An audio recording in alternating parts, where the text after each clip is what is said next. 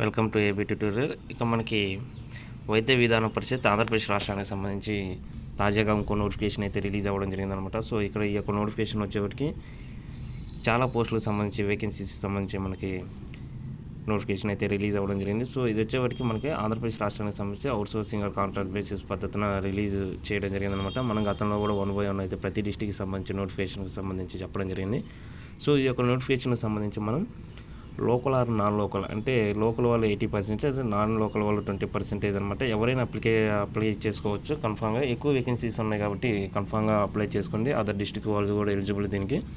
So మనకి ఇది వచ్చేవాడికి ఈ యొక్క నోటిఫికేషన్ వైద్య విధాన పరిషత్తు నోటిఫికేషన్ నెంబర్ 14 అంటూ చాలా క్లియర్గా ఇవ్వడం జరిగింది. Recruitment on contractor outsourcing basis work on APVVP hospital of East Godavari డిస్ట్రిక్ట్కి సంబంధించి మనకి చాలా క్లియర్గా రిలీజ్ అవ్వడం జరిగిందనమాట. సో ఇక్కడ వచ్చేవాటికి పార్ట్ 1 వచ్చేవాటికి మనం చూసుకున్నట్టయితే ఇక్కడ డేట్ అయితే ఇవ్వడం జరిగింది. 28న రిలీజ్ అవ్వడం జరిగింది. సో లాస్ట్ డేట్ వచ్చేవాటికి June 2 అనమాట, 2 June అనమాట. మనం ఈ యొక్క ప్రాసెసింగ్ అనేవ్వండి ఏ విధంగా అప్లై చేయాలి, ఈ యొక్క జాబ్స్కి సంబంధించి శాలరీకి సంబంధించి ప్రతి డీటెయిల్స్ కూడా మనం చూద్దాం. సో వీడియోలోకి వెళ్ళే ముందు ఎవరైనా ఇంకా మన ఛానల్ సబ్స్క్రైబ్ చేసుకున్నట్లయితే ముందుగా సబ్స్క్రైబ్ చేసుకోండి.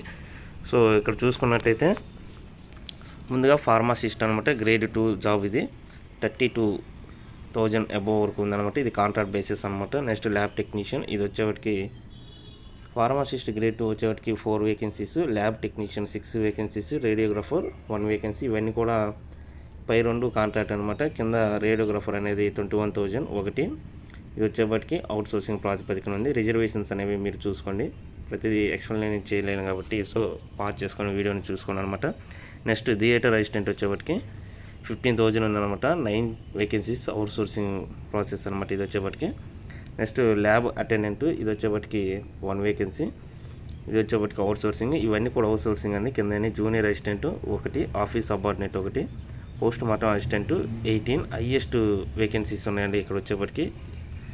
So general duty attendant 16 vacancies అనమాట. ఇవి కూడా చాలా హైయెస్ట్ వేకెన్సీస్ ఉన్నాయి అవుట్ సోర్సింగ్ ఇవన్నీ కూడా.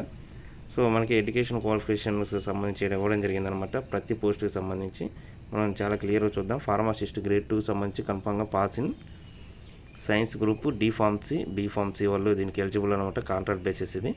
ల్యాబ్ టెక్నీషియన్ వచ్చేప్పటికి intermediate with chemistry of 1 subject అనమాట కంపల్సరీగా కలిగి ఉండాలి. ఇది కాంట్రాక్ట్ బేసిస్. హై శాలరీ ఉంది ఈ రెండింటికి. రేడియోగ్రాఫరు దీనికి మస్ట్ హ్యావ్ పాస్డ్ సిఆర్డి, ఈ యొక్క స్పెషలైజేషన్ కలిగి ఉన్న వాళ్ళు దీనికి అప్లై చేసుకోవచ్చు. ఇది అవుట్ సోర్సింగ్ అనమాట. థియేటర్ అసిస్టెంట్, ఇది వచ్చేవాడికి ఇది 10th క్వాలిఫికేషన్ మీద అనమాట. Out sourcing process. Lab attendant, ఇది అవుట్ సోర్సింగ్ ప్రాసెస్ అనమాట, 10th క్లాస్ అనమాట ఇది. So junior assistant must have passed SSC equivalent అనమాట. అదేవిధంగా bachelor degree any university in India.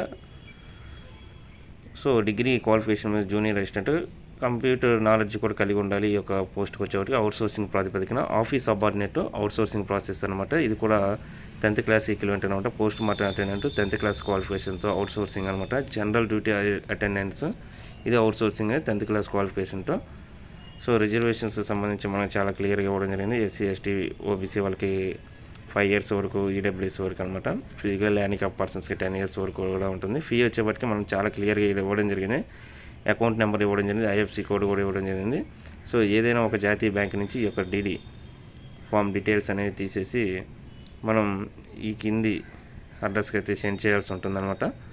ఇక మన ఓసీ అభ్యర్థులు ఎవరైతే ఉంటారో వారికి 500 అనమాట. ఎస్సీ, ఎస్టీ, బీసీ క్యాండిడేట్స్కి 300. ఎవరైనా ఫిజికల్ హ్యాండిక్యాప్ పర్సన్స్ ఉంటే వాళ్ళకి ఎటువంటి ఎగ్జామ్ ఫీజు అయితే లేదనమాట.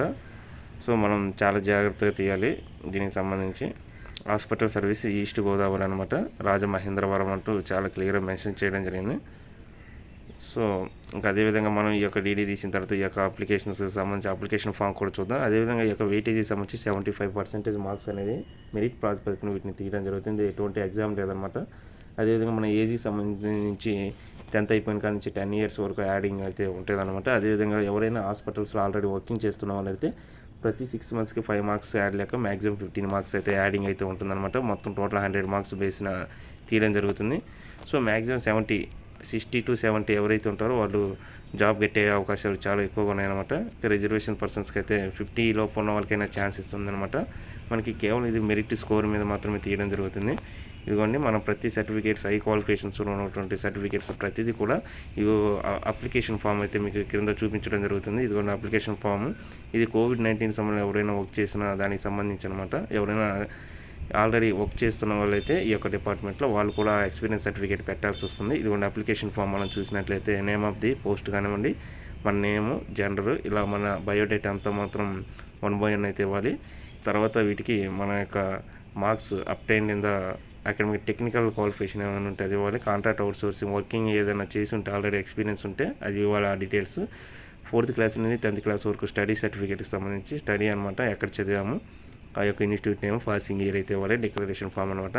వీటన్నిటికీ మనకు హై క్వాలిఫికేషన్స్ ఏవైతే ఉంటాయో అవన్నీ కూడా అటాచ్ చేసేసి మనం ఈ యొక్క డీడీ ఫామ్ను కూడా అటాచ్ చేసేసి మన ఎన్వలప్ కవర్లో పెట్టేసి సంబంధిత అడ్రస్కి అయితే మనం speed post or reserve post అనేది ఇన్ టైంలో చేసేయాలన్నమాట. ఖచ్చితంగా మనం లేట్ చేయకూడదు. ఇప్పటికే మనకి ఆల్రెడీ 4 days వరకు ఉంది. ఇంకా మనకి ఈరోజు నుంచి మొదలు పెట్టుకుంటే ఎట్లయినా మనం ఈజీగా పంపించేయడానికి అవకాశాలు ఉన్నాయన్నమాట. సో ప్రతి ఒక్కరు కూడా ఈ యొక్క నోటిఫికేషన్ని అప్లై చేయండి. ఎందుకంటే చాలా వేకెన్సీస్ ఉన్నాయి మనకి అవుట్సోర్సింగ్ ప్రాతిపదికన. మ్యాక్సిమం ప్రజెంట్ ఏదో ఒక జాబ్లో సెట్ అవ్వాలనుకుంటే ఇది ఒక గుడ్ జాబ్ అన్నమాట. మనకు మంచి ఆపర్చునిటీస్ రావడం జరిగింది ఆంధ్రప్రదేశ్ రాష్ట్రం నుంచి.